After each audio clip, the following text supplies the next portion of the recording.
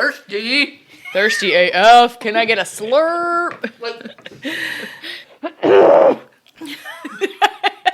Get it out I of should do my... a compilation of all the burps and coughing. It's just in Just my all lung. the I can't. episodes. I'm like, how do I... I can't get it out. All right. I'm just going to keep drinking water and pray. In a world where tomorrow's blockbusters reign, And yesterday's classics are forgotten. 3 women intend to remember. Hi everyone, welcome to Millennials at the Movie House, the podcast where your average Janes watch older movies and answer the question we've put to ourselves. Are they still relevant and should we still be watching them today? I'm Betsy, I'm Tracy. And I'm Serena. and today we are talking about The Patch of Blue. I forgot for a second. A Patch of Blue. A Patch of Blue. She looked at me and I like panicked. I was like, what was it? It was 1965, written and directed by Guy Green, starring Sidney Poitier and Elizabeth Hartman and Shelley Winters and Wallace Ford. So, a little bit about it. Tracy, go. What is the Patch of Blue? Okay, so we have a very dysfunctional, abusive family. Grandfather, mother, daughter. The daughter is blind. We learned it's from, like, abuse from her mother. Accidental abuse, but abuse. Yeah. And all the daughter wants to do is go to the park. She ends up going to the park and meeting Gordon. She's 18. Can I just throw that in there? She meets Gordon. Children. And he takes pity on her and then wants to help her explore the world because she really hasn't been anywhere other than this park. Like, she doesn't even know what cash registers are or how to use the phone. And it's their relationship, friendship, and how he kind of introduces the world to her, and how he tries to save her. Mm-hmm. He found her at the park. Yep. Well, he wasn't like looking. No, he I think he said hello or something. Yeah, oh yeah, no, it was all very, Yeah. yep. Good job. That was very succinct. That may have been the most succinct recap we've ever had. Well, it was a simple plot, I was. feel like. Yeah. But not to say that's bad. I even wrote that down. It's a very simple premise, but the writing and the acting kept me on the screen the whole time. Absolutely. Yeah, definitely. Me too. I wrote somewhere very engaging. Like, I was Sitting on edge of seat. I literally. Yeah, there was literally. a moment where you're like, okay, I need to relax a little. Right, I had to Yeah. pull myself back. I thought you were saying that towards me because I was like this. Oh, well, you were too. Yeah, no, but I was like tense. Not tense, but like engaged. I want to know where the hell the beads went. I was gonna say, Whatever really happened thought she to was the gonna beads? leave the beads at one point. And that was going to be Serena like... was gonna have like a. She would have had to like conniption. leave the room Yeah, if she that was. happened. I was afraid. Yeah. I was afraid of Shelley Well, Winters. so the blind girl, Selena, had a job of stringing beads. Right. That's how she contributed. So that Right. was kind of a Selena. Selena, yeah, I like That's that. her drunken grandfather and and she drunken only- mother's like She way of didn't saying know her how name. to properly pronounce her own name. right Yeah. because she had only ever heard it in a drunken slur. Yeah. Like that just sets like that's how you know how bad she had it. Right. Well, how did everyone like it on this happy channel? I'm like going over it in my head again still. I don't know. It's kind of a lot to take in. It is a like lot I'm to still take in. absorbing. But like I said, I was very engaged. So the whole time I was paying attention. We rewound a couple of times because we missed something. Whereas sometimes we're just like, yeah, okay, whatever. Right. But this, I just felt like I liked didn't it. want to miss anything because I was like, this might be crucial. Yeah. From the name, because I didn't know anything going into it, A Patch of Blue, it made me think of that it was going to do something with police. Oh. I thought it was going to be some racial Oh. police thing, which reminds me of a movie I watched about the LA Rebellion movement, but I can't remember the movie I watched. But that's where my brain went. So I kept thinking, all right, when's the police going to get involved? And that wasn't the story that was being told. Interesting. Was Gordon a police officer? No, they never Didn't it look like defined- he was in the office somewhere? Yeah, and it it almost looked was. like it could have been a police station. They never defined what he did, but he did something that required overnight workers. Yeah. It was an office job. Yeah. But it Yeah, they could have never been a defined police it. station. Yeah. I don't know.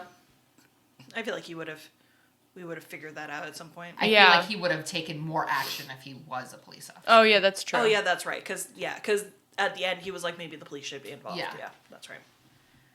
Yeah, the whole park saw.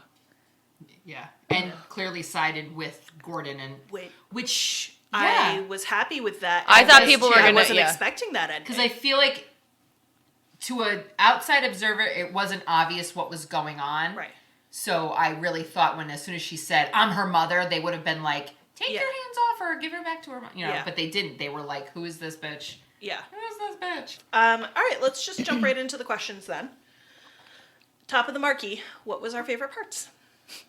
Someone's going to beat me to the chase, so can I go first? Yes, Yeah, go ahead. for it. The orange scene. Yep.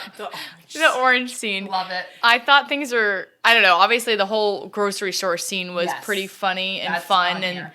like they were kind of kids again, like she was bringing the youth back to him, Mr. Serious. It was the moment that kind of established Their friendship. Yeah.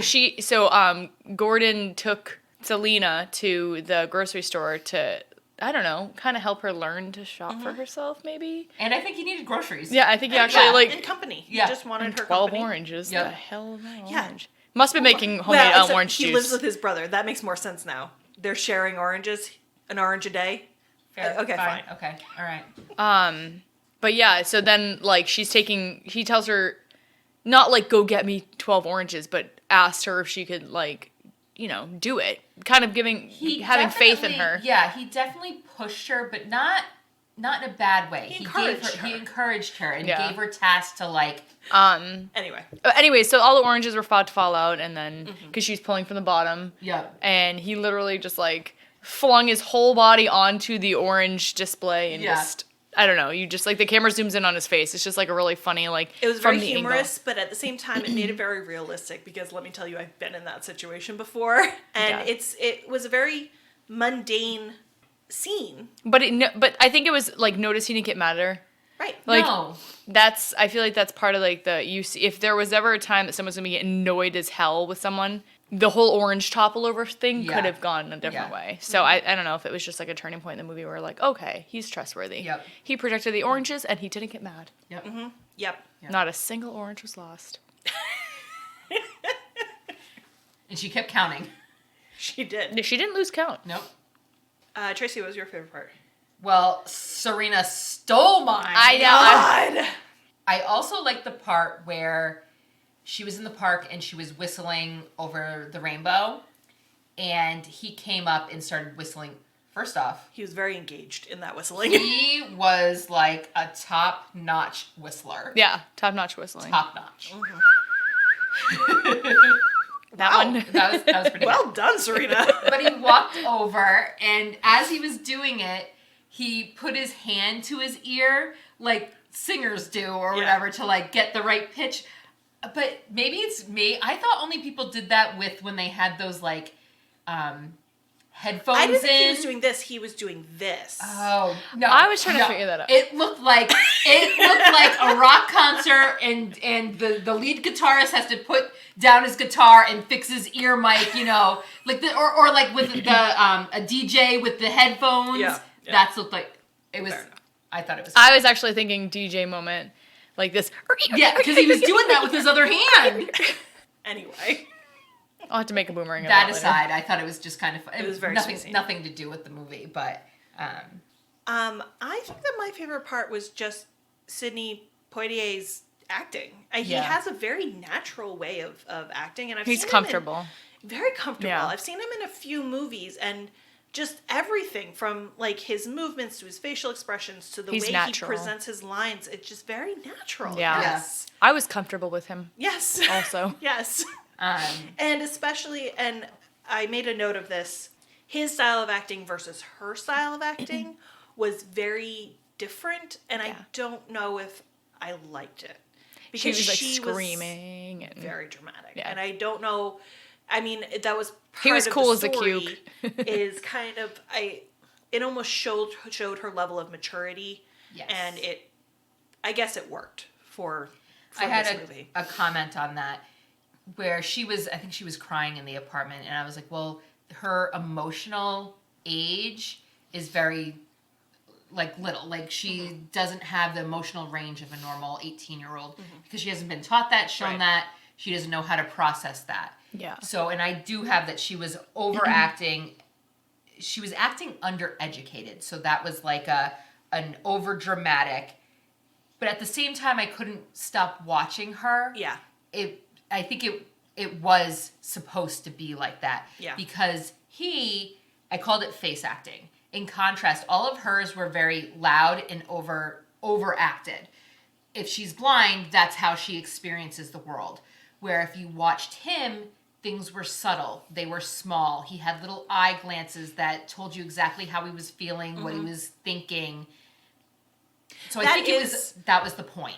Yeah, he had some handsome, pensive moments. He did. Like gazing off into the distance, but you could just tell like his wheels were turning as soon as he met her, and and once he realized her situation that she was in, he was like, what can I do to help her?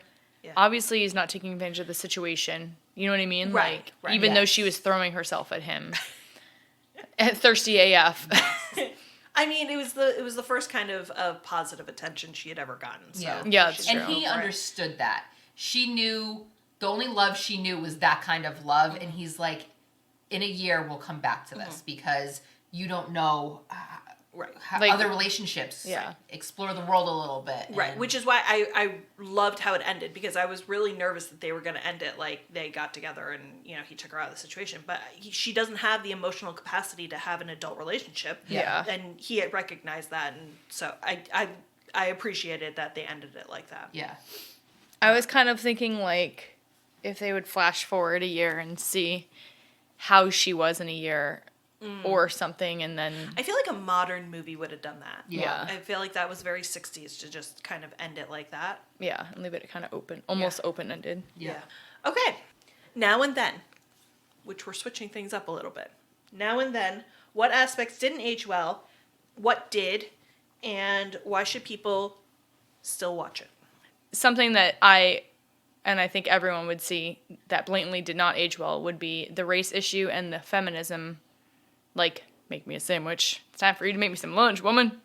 I think that the race issue does age very well because it's a moment of its time. Oh yeah. And it's that was accurate. That was reality The 60s. in the 60s. But well, she did, and the stepmom did use the N-word. oh yeah. But they did though. But that's how it was in the 60s. I think I was offended. I think I read that Shelley Winters said that she hated being in that role. She felt really uncomfortable in that role. I want to take a moment to Shelley Winters was the mother in this, and we've seen her before as Belle in the Poseidon Adventure. I Wait, think pause. This is the first time. Sorry, I think this continue. is the first time that we've had a repeat actor. Yeah. Shelley Winters. And Congrats. it was quite the different character that she played. Yeah. Yeah, she was very She different. was very different. So, Opposite, yeah. completely She opposite. won an Oscar for it. Yeah. Deserved She it. won an Oscar for this one? For this role. Yeah. Wow. Yeah. Yeah, she definitely, she looked good. She wore her clothes well. Like, she has, she's a pretty woman. She got curves. She's got got, like, in all the right places. It's like, it's just, she's playing a piece of crap, like, drunk, abusive prostitute, mother. And so you're obviously right off the bat not going to like her. Yeah. Right. But it's not like her that you're not liking. Right. Like She's portraying the character well. And then, 10 years later, 10 years later, she played in the Poseidon Adventure? Yeah, Was I it think 75, 79? Yeah. Yeah. But back to what you were saying, Serena. I think the feminism, you're right. Well, again, it was just it was a moment in time. Well, That that's was what I'm just saying. how It's it like we was. have to take it for what it is being in 1965, placed in 1965, and produced in 65. I'm going to disagree a little bit. I feel like they were self-aware of the racism. They weren't self-aware of the feminism. I disagree a little bit because if you had taken Selena out and replaced it with a man, she was just doing the things at home that she could physically do, that they would allow her to do. Right. So if she was a boy, she would still, I think, be at home making coffee, doing stuff like that. I think Serena was focusing on the make me a sandwich comment. It's almost time for you to make me some lunch, like at the park. But so that part but it doesn't age well in, like, I didn't grow up in the 60s. Mm-hmm. So in my, like, the way I view it is, like, it didn't age well, but when you look at it, like, as a standalone capsule in time, it makes sense for when it was. But Yeah. with the race thing, I'm like, ugh, obviously I hate anyone dropping the N-word. That's, like, ignorant. Yeah. But I agree with you, Tracy. It wasn't. You're right. It's not. She wasn't doing those things because she was a woman. Right. Because it was Roseanne who was making her do those things. Right. It was. It was almost the way the character was written. She was written as a very whimpering damsel in distress kind of character. I was gonna say, yeah. But again, that was her character. Like, I can see why she was like that. Right. Yeah.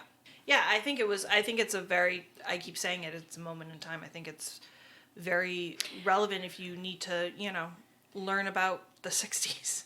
Especially when you introduce the character of Mark, the brother. Yes. He very much was, you called him the brother of reality. Yeah. He I'm like told Debbie it like Downer. it is, and was like, what are you doing? This isn't right. You know it's not right. Not because you're doing anything wrong, but this isn't how things are done. Mm-hmm. Why are you making your life harder? You know that this will never work. Right. So cut your losses. That said, so I have never seen this movie before. Also, side note, my mother is the person to thank for this recommendation, everybody. Very fitting. Thanks, Mom. So, researching this movie, because I hadn't seen it, so I needed to get, like, a little synopsis on it, made it seem like the main premise was that they were a mixed-race couple and her mother didn't approve. Maybe I was just, like, the website I was reading, but that is not the main point of this movie, in my opinion. I mean, the race issue is definitely in there, but it's her journey. Yeah. It's like about her family. being blind and abusive, coming from an abusive home and having to deal with all this. It's for a movie where I feel like every website I looked at was like talking about the race aspect. There was so much more to this movie than that. That's probably what people saw. I mean, that's kind of what I was thinking too, right? As soon as Gordon stepped on the scene in the park, I was like, oh no, I know this is the 60s. He's not white. And the mom and the grandfather are drunk, abusive pieces of low-life crap who live on the other side of the city. And I was like, crap, like, this is just going to end bad. Like, kind of like knew stuff was going to boil up to a breaking point. And being connected with race, obviously, which it did. I think it was also interesting that it was almost a reversal. He was making good money as an office worker. His brother was an intern, like learning to be a doctor at the hospital. And before he brought up the race issue, his brother goes, what are you doing with her? She looks like a piece of trash. Yeah. Like, she is beneath you. Take out the race. Yeah. So I actually wrote down that quote because I liked it. It was, he says, I think that girl comes from a trash heap. And Gordon replied, yeah, but she's not trash. I liked that line. Yeah, that was a good line. Yeah, that would have been a good line for me to write down, too. Because it did stand out. It was like trash heap. The 60s where, it was a reversal. It was a role reversal, yeah. I still am, like, thinking, I'm still half traumatized from that flashback scene when she was 5. Yeah. That was, like, crazy. The choice to make that a first-person scene, first-person POV scene.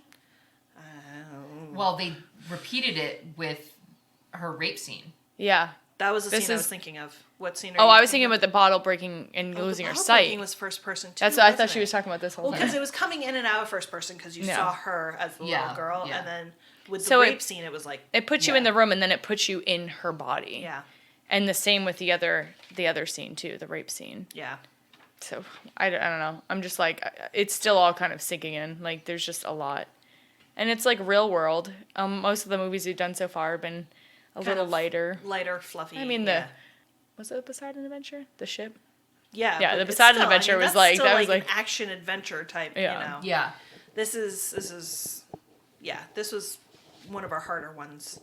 There's so many levels. Well, there's so many issues that they're dealing with in this movie. It's almost overwhelming. And I feel like a modern movie would have focused on one of those things instead of having there be like 6 of them. Yep. Because you have prostitution, you have alcoholism, you have domestic abuse, you have blindness, you have, race you have. Like, it's just... Yeah, Yeah. sexual abuse too. Yeah. Well, yeah, I mean, Yeah. she was. I was trying to remember back to when she was saying it happened. I thought she said 2 years ago, which would have put her at like 16 years old. And one of the scummy dudes that the hoey mom brought back, sleazed his way in. I don't know. I mean, they were like in a one-room apartment. Yeah. And her and the daughter were sharing a room, but still, it's like, the kid was in there. Think about this too. Selena was in the room, like, all those years that her mom was hoeing it up with, like, whoever. And then her and her little hoey friend were going to start a hoe house. And, like, go get an apartment by themselves and bring... Could you please redo the recap? Hoes in the hoe house. Hoe house was in a hoe apartment with her not hoe daughter. Yeah, bring back her, like, dirty men. God. Ugh.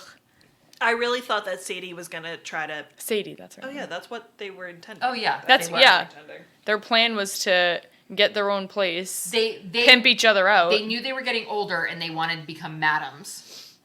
Right. That's, Were they going to pimp out? Oh, snap. I didn't pick up. I thought she was like, yeah, and what's her name can do the dishes. It was subtle, but But she Yeah. was like, yeah, we are getting older. yeah. That would have been so messed up. Oh my God. Could you imagine? I didn't even fully pick up on that. Yeah. I was just thinking Cinderella, like have her do all the chores. Yeah. All right. Okay. Wait a minute. How has this movie influenced modern movies? Were there any obvious comparisons we could see? Sound of Music. That one scene. It's not a modern movie. It was Oh, the it's same year. It was as raining. It was in a gazebo. this. Anything with rain and a gazebo. I know. And like singing or whistling. He does sing in one scene. He does sing in French. In French, yeah, that's right. Where was I during that? I didn't fall asleep. You didn't, no. No, I was on the edge of my seat. You did make us pause to go pee, but... Make sure that's in this. It's all that water. I have one Mm-hmm. that reminded me of it. I don't think it was directly influenced from this movie, but it reminded me of Sin City. Sin City is yeah. a modern movie that is filmed not all in black and white, but the point of the colors was to make a point. In this, it's the 60s. It is filmed in black and white. We have color movies at this point. I made the note that I think they did it in black and white to make a point of a little bit of her blindness, where like she doesn't see the whole world, you know. So it kind of brought the viewers a limited scope a little bit. Mm-hmm. I'm sure And it the also, race thing. Yeah, I was gonna say I'm sure it also pointed out the race, you know, the black and white, literally the black and white. Oh, yeah. Fun fact I learned when I was researching, at this point in time, they still had separate categories for black and white versus color during the Oscars. Oh. In terms of like cinematography. Okay. It was interesting. I didn't realize that they had separate categories for those things. Going along the same lines, it also reminded me of The Wizard of Oz. Oh, And yeah. I kind of thought we would have that moment where they would have that patch of blue at the end or something where it would start to colorize. Like Schindler's List. I was expecting that pop of blue. Yeah. That's what I was thinking too. I'm like, I wonder if anyone's going to do a play on that, but Oh, so the the title sky of from the Her Memory. the title of the movie is A Patch of Blue. Again, I thought it was something to do with police, but I think what it was is at the beginning when her grandfather drops her off at the park, she goes, "What does it look like?" And he goes, "It's green." And she's like, "Well, what is green?" And he's like, "It's green, you idiot. Green's just green." And she's like, "Well, is that a color? The only color I remember is blue. The sky's blue, isn't it?" I can't remember. and then he if was she like, actually some said- days, he Yeah. said some days it is. Yeah, okay. So, you know, a patch of blue, maybe it's also like, you know, if he said some days it's blue skies, maybe Gordon was her patch of blue. So there was no patch of blue. Well, for her there was. I think he really did save her. Yeah. Oh, he definitely did. And he had an opportunity to get something out of it, and he didn't seize the opportunity, which makes him shines even more on the fact that he's not a heap of trash. Right? Yeah. This also reminds me of, what is that old like Greek myth with the shadows on the wall? The cave The Allegory of the Cave. The Allegory of the Cave. Where her life before meeting him was just, her status quo. And she was okay with it. She had accepted her state of life. Where now she's seen positive affection, a friendship, things outside of the world that she's experienced. The shopping, just shopping alone. And now she can't go back. So, and of course you see Roseanne is hitting her. And after this experience, she hits her and she's like, no, I'm going to hit you back. I am an adult. I can fight back. I can fight what I want. This isn't my lot in life. I want more. Yep.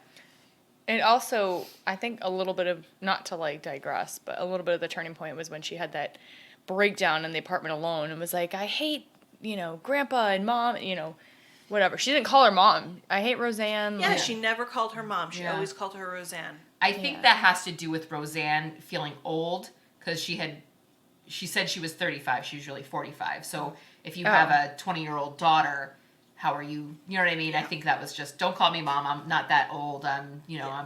Yeah, I think that was the turning point, though. She was very maternal. Yeah, no, because then that's she was the like, other I'm thing. not going mad. I'm not going mad, or I am going mad, or whatever. Yeah. Well, because she's now seen the outside world. Yeah, exactly. I couldn't believe when she smacked her mom back. I was like, oh, snap. And stuff's getting real. What were you like? Oh, snap. Oh, snap. Selena's here. Nice. Does anyone else have any other notes? The only thing that kind of annoyed me about this movie, well, there was a few just obvious things, but the only things that kind of annoyed me was her screaming bloody murder. And I know it was part of the character, but... Yeah, I was going to say, I have that she was very overdramatic. Who, from Poseidon Adventure, remember that girl? Was it the sister or was it the other girl? Nani. Nani. Yeah. She was a hot mess express. But, Tracy, you were saying, there's almost an excuse for it because she freaks out in the thunder and lightning storm. Oh, yeah. But she's never experienced rain. She's never experienced thunder and lightning. Of course she doesn't know not to stand under a tree. Right. So... I know. You're right. It was overdramatic, but it showed her mental age. Yep. Okay, the martini shot. Would you recommend this movie? I would say yes, personally. I can see it in Tracy's face. She's going to have caveats. Yeah. I say yes, but... Yeah, I did like it. I was very engaged. I wanted to know what was going to happen. But it's not a feel-good movie. It's not like, hey, I saw this great movie, we should sit down and watch it. So I would recommend it. It is a good movie. I just don't know what a good, situation where I would, other than people who are interested in, that either that time period, something about race, something about, struggle, if they want that. And some people do enjoy those type of movies. That's who I recommended. Because I was, like I said, I was there for it. I was paying attention. It was very well written. It was there. And they still make movies like this now where it's a very heavy subject matter. It's beautifully done, but you really have to want to see the movie in order, it's not escapism. It's really not escapism. And I think that most people look towards movies for escapism. Exactly. Yeah. Yes. Which isn't a bad thing, but it's just a different movie-going experience. I think I'm saying yes because I feel like, not like I want to show people, but it's kind of like... It opens your eyes to how things were not that long ago. Right, but it's like also it's eye-opening years. to modern day. Like I said, these types of situations are even taking out the race aspect. Yeah. The domestic situation is very much still happening today. Yes. I would definitely recommend it. So I say we have 2.5. 2.5. 2.5. Well, we haven't had a half in a long time. So I think that's just about it for this episode. Thanks for joining us. We'll be posting what our next movie will be on Twitter tomorrow, so head on over there and hit that follow button. You can also follow us on Instagram. Our handle for both is @TheMovieMillies.